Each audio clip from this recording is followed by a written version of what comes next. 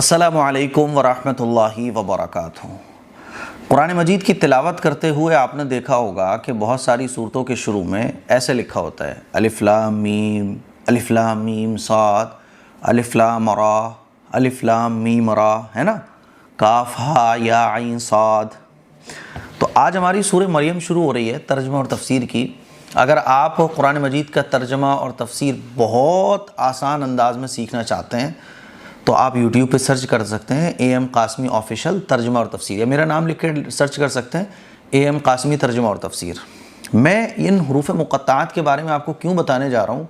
کیونکہ بہت سارے لوگ ان حروف مقطعات کو لے کر بڑی غلط فہمی کا شکار ہیں، اور وہ غلط فہمی کا شکار اس لیے ہیں کیونکہ ان کو صحیح علم نہیں ملا ہے۔ تو اس پر ہم آج بات کریں گے، لیکن اس سے پہلے میں آپ کو بتا دوں قرآن مجید کا ترجمہ اور تفسیر سیکھنا، جاننا، پڑھنا کوئی مشکل نہیں ہے۔ ہم اور آپ قرآن تو پڑھتے ہیں، سالوں سے پڑھتے چلے آ رہے ہیں، لیکن قرآن میں اللہ کیا کہتا ہے یہ ہمیں نہیں پتہ۔ یہی وجہ ہے کہ قرآن مجید کو پڑھتے ہوئے ہمیں ڈر لگتا ہے۔ بعض لوگ کہتے ہیں کہ رات کو قرآن کی تلاوت نہیں کرنا چاہیے، بعض لوگ کہتے ہیں کہ سورہ جن کی تلاوت نہیں کرنا چاہیے، بعض لوگ کہتے ہیں ناس کی تلاوت نہیں کرنا چاہیے کیونکہ ناس ہو جاتا ہے، اور طرح طرح کی غلط سلط باتیں مشہور ہیں۔ حالانکہ قرآن مجید تو رحمت ہے، قرآن مجید تو برکت ہے، قرآن مجید تو سکون ہے، قرآن مجید میں اللہ سے تعلق مضبوط کرنے کا راستہ ہے۔ قرآن مجید آپ کو ایک پاور دیتا ہے، ایک طاقت دیتا ہے، قرآن مجید آپ کو غموں سے نکالتا ہے، قرآن مجید آپ کو خوشی دیتا ہے، قرآن مجید آپ کو وہ سب کچھ دیتا ہے جس کی آپ کو ضرورت ہے۔ آپ تنہا ہو تو قرآن مجید آپ کا تنہائی کا ساتھی ہے، آپ پریشان ہو تو قرآن مجید آپ کو پریشانیوں سے نکالنے کا ذریعہ ہے، آپ آخرت کی کامیابی چاہتے ہو قرآن مجید آپ کو آخرت میں کامیابی دلائے گا، آپ دنیا میں کامیاب ہونا چاہتے ہو قرآن مجید آپ کو دنیا میں گائیڈ کرتا ہے۔ اس لیے قرآن مجید کا ترجمہ تو کم از کم ہم لوگ جاننا سیکھیں، اور اس کے لیے کوئی آپ کو محنت کرنے کی ضرورت نہیں ہے۔ آپ کو صرف 20 سے 25 منٹ روزانہ دینا ہے، قرآن مجید کا ترجمہ اور تفسیر میں آپ کو سکھاؤں گا۔ آپ یوٹیوب پہ سرچ کر سکتے ہیں اے ایم قاسمی ترجمہ اور تفسیر، تو میری ویڈیوز آئیں گی جس میں روزانہ ایک رکوع میں آپ لوگوں کو پڑھاتا ہوں، اور اتنے آسان انداز میں کہ شاید یوٹیوب پر اتنا آسان انداز میں قرآن کا ترجمہ اور تفسیر آپ کو جاننے کو نہیں ملے گا۔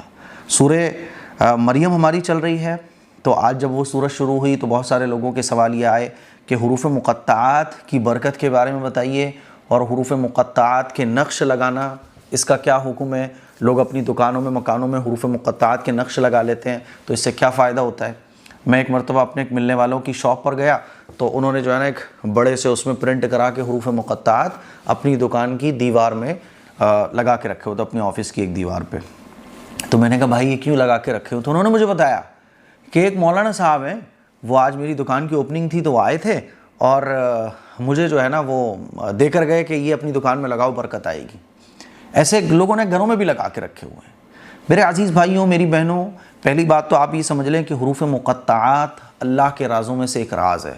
اللہ نے جتنی بھی آسمانی کتابیں نازل فرمائی ہیں تو ہر آسمانی کتاب میں کوئی نہ کوئی اللہ تعالیٰ نے اپنا راز رکھا ہے، اسرار اور رموز میں سے کوئی نہ کوئی باتیں اپنی آسمانی کتاب میں رکھی ہیں۔ قرآن مجید کے اندر اللہ تعالیٰ نے جو ایک راز رکھا ہے وہ ہے حروف مقطعات۔ حروف مقطعات کہتے ہیں یہی الف لام میم را۔ اس کو ہم پڑھ تو سکتے ہیں، لیکن اس کا مطلب کیا ہے، اس کے معنی کیا ہے؟ رسول اللہ صلی اللہ علیہ وسلم، حضور اکرم صلی اللہ علیہ وسلم سے اس سلسلے میں کوئی روایت منقول نہیں ہے۔ اسی لیے ان پر ایمان لانا تو ضروری ہے، لیکن ان کے مطلب، ان کے معنی کے پیچھے پڑھنا یہ ضروری نہیں ہے، کیونکہ یہ اللہ کے اسرار اور رموز میں سے حروف مقطعات۔ اور یاد رکھیے حروف مقطعات کو پڑھنے کی کوئی الگ فضیلت نہیں ہے، جیسے قرآن مجید کی اور آیتیں اور قرآن مجید کی صورتوں کی تلاوت کرنے میں جو ثواب ملتا ہے وہی ثواب حروف مقطعات کی تلاوت میں ملتا ہے۔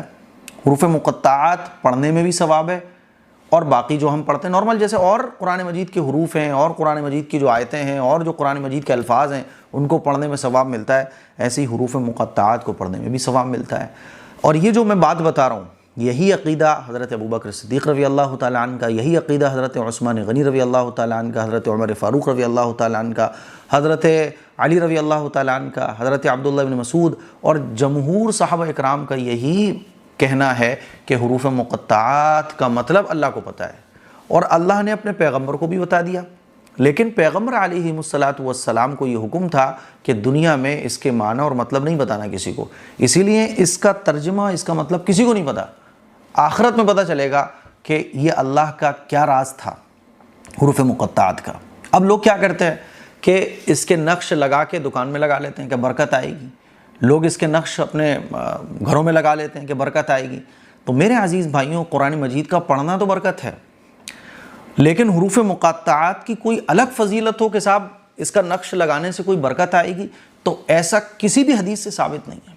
اور ایک بات یاد رکھیے گا، اگر کسی صورت کی فضیلت ہم بیان کر رہے ہیں نا تو حدیث سے ہی اس کی فضیلت پتہ چلتی ہے۔ جیسے سورہ یاسین کی فضیلت حدیث سے ثابت ہے، معوذتین قل اعوذ برب الفلق قل اعوذ برب الناس کی فضیلت حدیث سے ثابت ہے، سورہ اخلاص کی فضیلت حدیث سے ثابت ہے، سورہ بقرہ کی فضیلت حدیث سے ثابت ہے، آیت الکرسی کی فضیلت حدیث سے ثابت ہے۔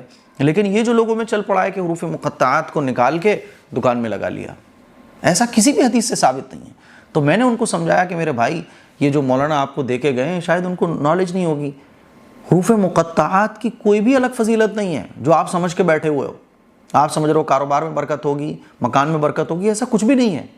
قرآن مجید پڑھو، اللہ کے نبی صلی اللہ علیہ وسلم نے سورتوں کے پڑھنے کا تو حکم دیا ہے، یعنی اگر آپ دیکھیں گے احادیث کو تو پتہ چلے گا کہ حضور علیہ الصلاۃ والسلام نے برکت کے لیے سورہ بقرہ کو پڑھنے کا حکم دیا، شیطان سے حفاظت کے لیے آیت الکرسی کو پڑھنے کا حکم فرمایا، ایصال ثواب کے لیے سورہ اخلاص کو پڑھنے کا حکم دیا، نظر اتارنے کے لیے قل اعوذ برب الفلق و قل اعوذ برب الناس پڑھنے کا حکم دیا۔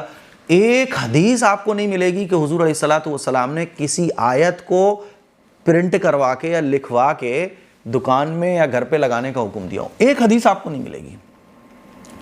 سمجھ رہے ہو کہ کسی صحابی نے حضور سے لکھوایا ہو کہ حضور یا رسول اللہ یہ سورت لکھ دیجئے آپ، یا صحابی نے خود اپنے ہاتھ سے لکھ کے دکان پہ لگا لیا ہو، ایک حدیث نہیں ملے گی۔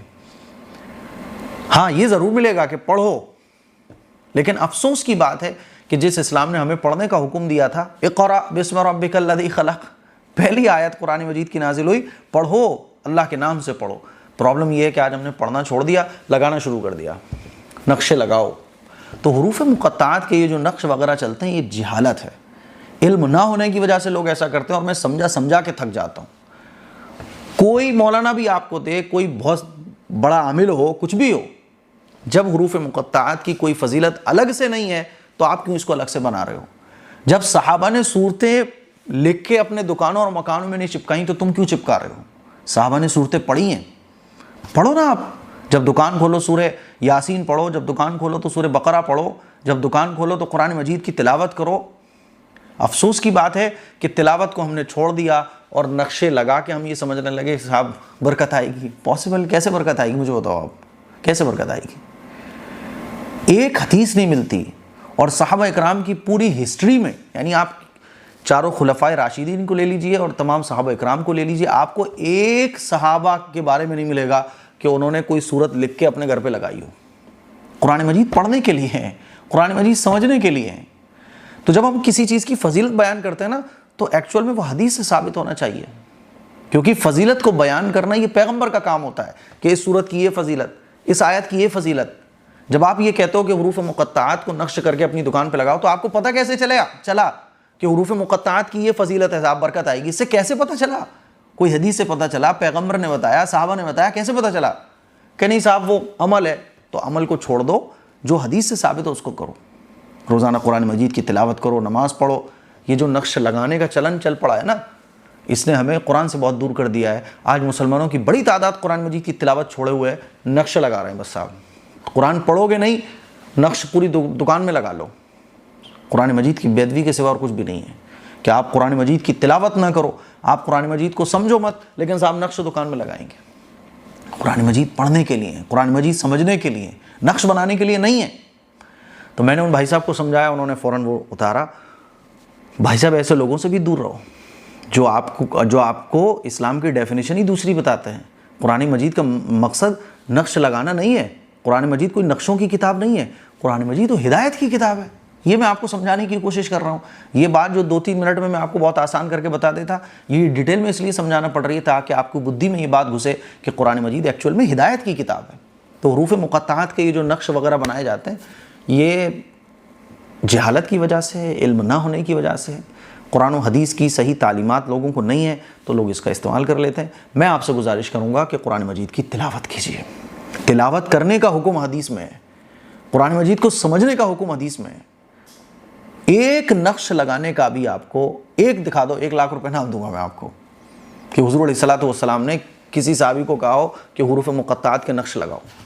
نہیں ہے میرے بھائی، بچو ان تمام چیزوں سے۔ ان تمام چیزوں نے ہمیں ایکچول دین سے دور کر دیا ہے اور ہمارے دین کو بھی غیروں کی طرح بنا دیا ہے بس۔